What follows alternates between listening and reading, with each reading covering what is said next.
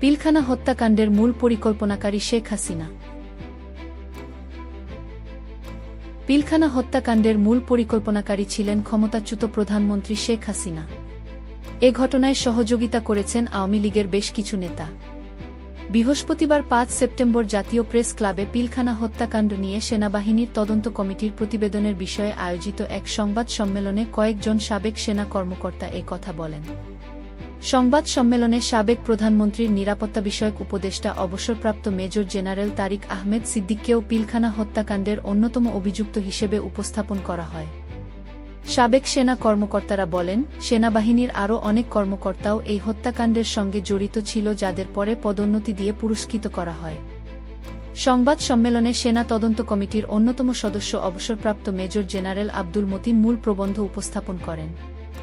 উপস্থিত ছিলেন অবসরপ্রাপ্ত ব্রিগেডিয়ার জেনারেল মোরশেদুল হক, অবসরপ্রাপ্ত কর্নেল আব্দুল হক, অবসরপ্রাপ্ত লেফটেন্যান্ট কর্নেল আমিনুল ইসলাম, অবসরপ্রাপ্ত লেফটেন্যান্ট কর্নেল সৈয়দ কামরুজ্জামান প্রমুখ।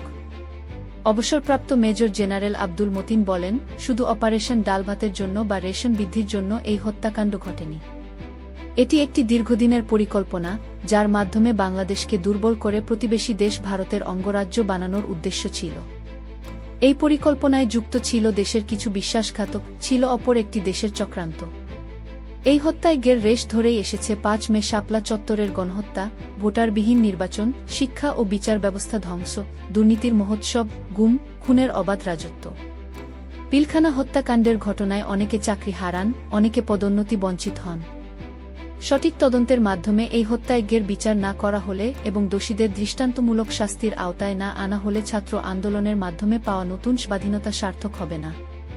বিডিআর হত্যাকাণ্ডের আগে ৩ ফেব্রুয়ারি রাত ৯টায় রাজধানীর বনানীতে আওয়ামী লীগ নেতা শেখ সেলিমের বাসায় বিডিআরের ডিএডি হাবিব, ডিএডি জলিল, ল্যান্সনায়েক রেজাউল, হাবিলদার মনির, সিপাহী সেলিম, কাজল, শাহাবুদ্দিন, একরাম, আইজুব, মঈন, রুবেল, মাসুদ, শাহাদত ও বেসামরিক জাকির বৈঠক করেন। এর আগে পরেও বিডিআর সদস্যরা বেশ কয়েকটি বৈঠক করেন। সুবেদার গোফরান মল্লিক নবীন সৈনিকদের উদ্দেশ্যে উস্কানিমূলক বক্তব্য দেন। ব্যারিস্টার ফজলে নূর তাপসের বাসাতেও হাবিলদার মনির, সিপাহী সাহাব, সিপাহী মনির বৈঠক করেন।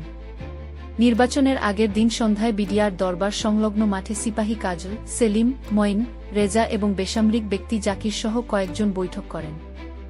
অবসরপ্রাপ্ত মেজর জেনারেল আব্দুল মতিন আরও জানান, সে সময়ে সেনা তদন্ত কমিটি নানারকম বাধার মুখে পড়ে এবং সংশ্লিষ্ট অনেক সংস্থা মধ্যতন কর্তৃপক্ষের নির্দেশনার কথা বলে সহযোগিতা করা থেকে বিরত থাকে।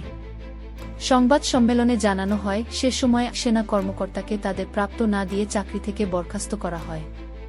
এখনও চাকরির বয়স থাকলে চাকরিতে তাদের পুনর্বহালের দাবি করেন তারা। সাবেক সেনা কর্মকর্তারা বলেন, সরকার তখন প্রহসনমূলক বিচারের মাধ্যমে বিডিআর সদস্যদের সাজা দেয়।